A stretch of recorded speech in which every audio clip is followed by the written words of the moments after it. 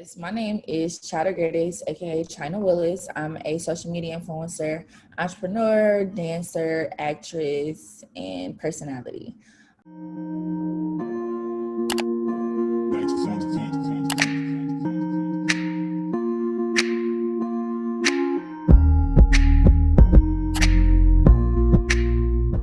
So I know that now you have branched into acting as well.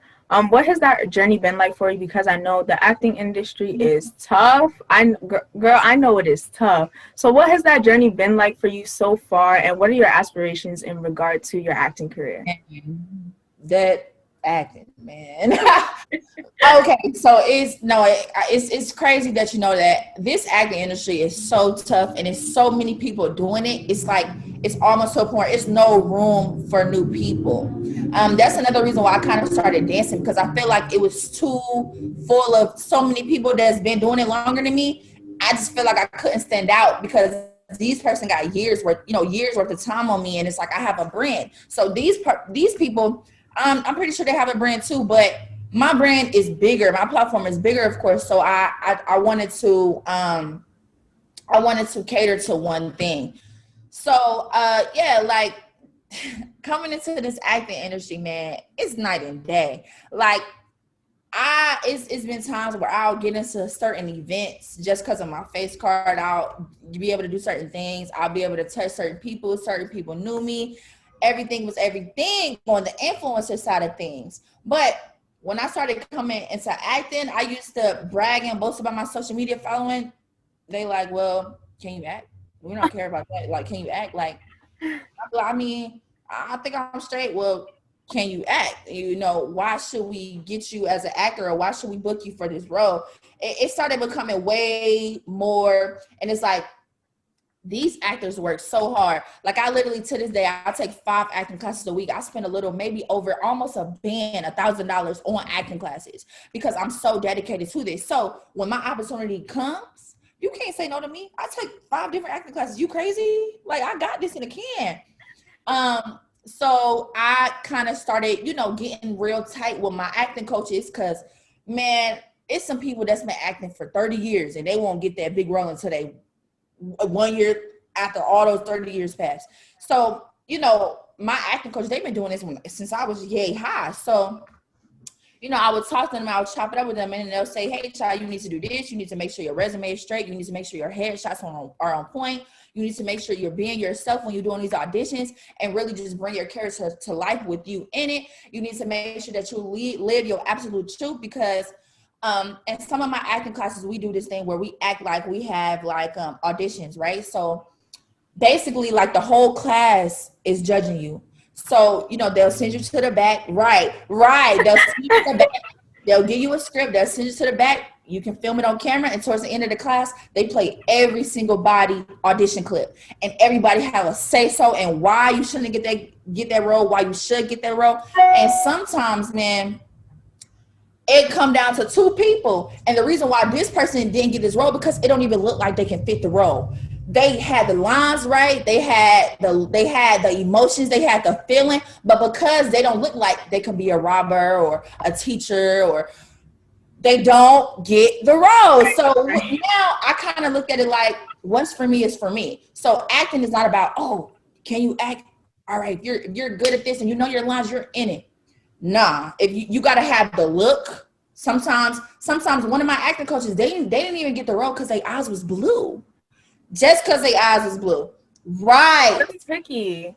Very, very picky. So I started looking at it like, hey, just because you don't get picked for this role, that don't mean that you're a bad actor. You just didn't fit the role. It just didn't, like, have you ever saw a movie and was like, oh my God, bro, this person was perfect for this role. They got the look, they got the walk, they got the talk. That's kind of how acting is. And just like really, being in your truth and living your true self. So, and I recently just got signed with the agency as well. Shout out to Line Stars Agency. They signed me about a month ago. And I've been getting so many big auditions. I can't say the names, but I've been getting a lot of big auditions. And man, I can't even tell you. I started like acting full time like a year ago. I can't even tell you how many auditions I've done, and I got none and only got how many things I played in since I've been acting? I only played in 3 things. 3 things. I've had over. If it ain't 100, I know it's 80, 90, 70. I had so many auditions, and I only played in like 3 legit big things. So it's hard, but you have to throw yourself out there, and you can't always think you're better than anybody, because somebody can be working harder than you, that looks 10 times better than you, and that's killing it. You know what I mean? So I really just try to not get too like serious in it, or even when I do an audition, I forget about it. A lot of people be like, oh, hope they're coming back. I forget it. I did 3 auditions this week. I don't even remember the names of it. You just got to forget about it, because if you dwell on it, you'll start feeling down, when in reality, maybe they didn't pick you because your hair was straight. Like, you know what I'm saying? Like, you can't get too crazy in it. Yeah. So, and like I said, what's for me is for me, and no man can take that away. And I also pray a lot. I'm really spiritual. So I ask God to bless me with the perfect role. If the role ain't perfect, I don't want it. You know what I mean? Because it takes that one role. So I ain't even tripping. Like I said, with this acting thing, it takes one big thing that you play in, and you'll just start getting booked like crazy. Have you ever like been watching a movie or a show, and you see that one person in there that wasn't even all of that, or that wasn't even, real big in it, but the acting was on point. And now you see them in a movie that's about to come out next week. Yeah. Like, dang, like, you was just this. Now you doing all of these, these series regular. It just take that one time. And like I said, I asked God to bless me with that perfect role. So that being said, if God bless me with that perfect role, that means anything I do after that role, I'm going to get booked like crazy, because it was perfect for me. You know what I mean? And people can see it outside looking in. So this acting thing is really hard, man. I met some snobby casting directors. Like, I even met some acting coaches that does acting coaching for a living, and they don't even want to give you the tea because they don't want you to be better than them. Like, it's really tough. It's really tough. So I feel like out of all the things I've done and worked towards hard, because here's my thing. My thing is, you work hard, you build your brand, you get more money, you get more engagement. Acting, you work hard, you might not get no money, you might get a role, you might not. It's like, I never ever in my life did something so consistently that I didn't see fast results. And you may get those results, but not as fast. You know what I mean? Yeah. So, but then I take a step back and I look at some of the big actors that I love, like Taraji P. Henson, Michael B. Jordan. If you think about it, a lot of people know Taraji P. Henson for, big Tyler Perry movie she did. Do you know this girl was on Sister Sister? This woman was on Sister Sister as like a co-star. She had like a couple of lines. Sister. And I think we probably wasn't even born when Sister Sister came out. Like, Sister.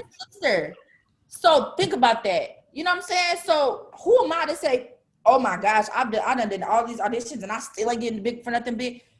Taraji didn't get booked for anything big until she was about 30, 31, I heard, in Hollywood. It's hard. It's really hard. And it's like, you just got to keep the faith. And if you want to act, you need to do it because you love it, not because you want to see. I love acting. I feel like acting is the only time I can be myself 100%, or be myself authentic, or live in my true self, or live somebody's life through me. You know what I mean? Live somebody else's life through me, or, I can, pick little things out my life to, relate to that character. So the reason why I love acting so much, because I feel like I can be my complete self. I can cry, I can scream, I can be psycho, I can be in distress, and it'll be 100% me because I'm told to act that way. You know what I mean? So, yeah. And like you said, it's really hard to get into it if you don't have connections, or if you don't know the right people. And it's like, you can be the best actor in the state, but if you don't know somebody that knows somebody, it don't matter. Right, yeah. That's the truth. Yeah, and I think that's why a lot of people too are now building their own lanes or building their own platforms to showcase themselves.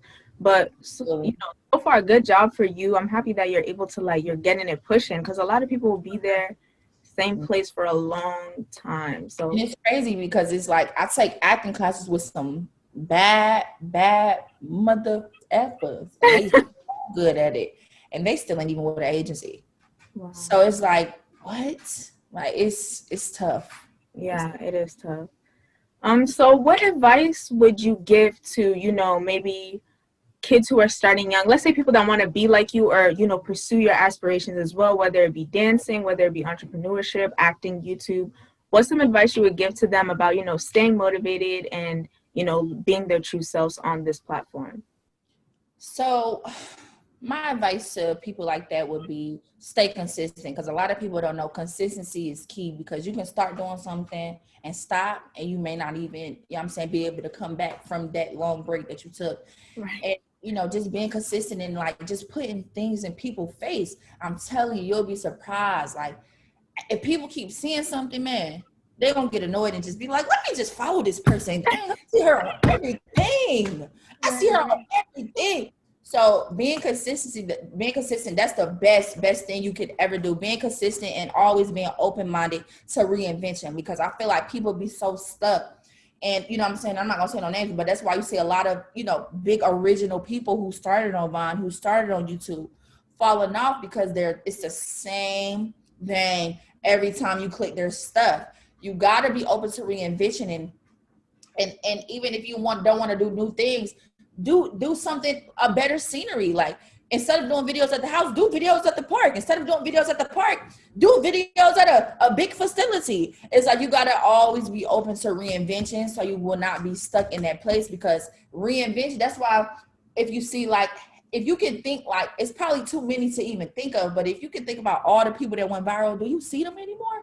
Some, but most, like, just think about that was big, oh my God, you see this video, hear this video everywhere you walk. They not even know no more, because they stopped being consistent. They stopped reinventing themselves. They got comfortable. Never get comfortable. Always want more, because it's always more to be had. Speaking of words of advice, if you could go back in time to before, you uploaded your first video, or the first time you made yourself public, what advice would you give to your past self? What would you want your past self to know? That's a good question, Queen. I probably would tell my past self, you finna be big. Just keep going. Or do this video to your best of your ability. Don't just upload it. Do it the best way you know how. Or I'll tell myself, quality is everything. Like, I probably wouldn't have did so many like up and down videos. I probably would have got a camera, invested in a camera, and just went hard. So yeah, I would tell my old self to be consistent, ignore the haters, because at the end of the day, they still watching you and they put money in your pocket, because that's most of them do anyway. I'm telling you, like, it's so crazy. It's like people would talk about me, and in my DM like a month ago telling me how much they love me. It's like, wait a second. Like, you hate me or you love me? Right. I'm telling you. So it's like, ignore the haters. Use it as a motivation for you to do better. Stay true to yourself. Don't change just because somebody wants you to, or you see something else.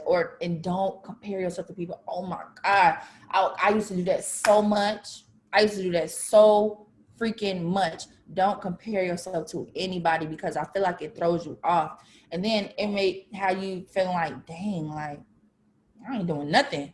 Don't think that, because you don't know somebody's story, because that's the person that's, that you feel is bigger than you or more financially stable than you. They probably been through hell and back, and you don't even know. They probably been through worse stuff than you have ever been. So now do you feel like, oh my gosh, I want to be like this person? No, you don't. You want to be yourself. You want to stay in your lane. And yeah, and also it's enough room for everybody, because when I was younger, I used to, like I said, I used to compare myself to people a lot, or I used to try to keep the clout to myself. Man, collabing was the best thing I ever done. And out of my whole social media influencing career, collaborations were the best thing I ever done. It's so much more instant gratification and so much more like engagement, because it's like, not only are you an influencer, but it's other influencers that you're doing, like, they followers who they look up to, or they followers that that influence through them. It's like they now yours. that's probably the best thing I could have done. So yeah. Where do you hope to see yourself in the next few years? I know, like, if I had asked this question last year or the year before, nobody would say in the middle of a pandemic. But where do you hope to see yourself, you know, with your career, with your acting career, with YouTube? Where do you hope to be in the next few years? In the next few years, you actually reminded me to make my vision board for this year. I still haven't did it. We about to Me be in. neither. So I see myself in a nice big house. I see myself on television. I see myself winning an Oscar of some sort. I also see myself being a series regular. I've been praying for that for so long, and I just been asking God to like really bless me with more knowledge, so I am able to uphold that role. Yeah, I want to be a series regular so bad. I want to be in Power. I want to be in Power. I want to be on All American. I can see myself doing that. I can see myself doing some really big BT movies. And I see myself owning my own boutique business because I love clothes. That's why I even started selling clothes. I love clothes. And if I could wear my own stuff, oh, even better. Stop playing. See myself owning my own boutique business. And yeah, that's pretty much it. That's my goals for the next few years, to just really be at the highest, like all my work that I want all my work to pay off that I've been doing this year to pay off in the next few years. So I can at least say, hey, I was doing something right. Even though it took long, I still was doing it right. And I'm here now. So yeah.